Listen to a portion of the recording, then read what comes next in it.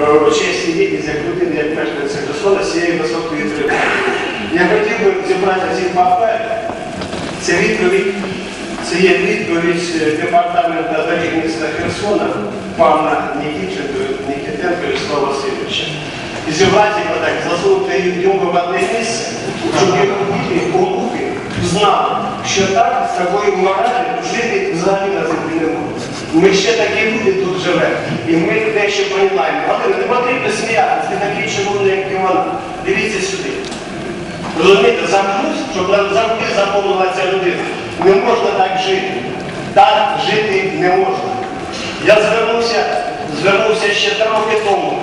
Зробіть дорогу для мешканців села по 700 метрів, тому ми пішли дорогу від Степанівки до Миколаївського шосе, проїжджає кожну хвилину 50 машин, в тому числі 5 іноземців. Буквально після того ремонту, який мені дозволив, що виконаний, я виїхав вранці з дружиною на дорогу, значить, ще рано були тільки сутінки, їдемо, стоїть перевернутий Мерседес, а каже, там навіть яма не заасфальтована. По дорозі повзає 3 дітей, а іноземець, як я зрозумів, німець, кричить «Русича Швайна» і сидить. Дякую, Микола. Будь ласка, Володимир Іванович, зустрінетеся з... Я перепрошую,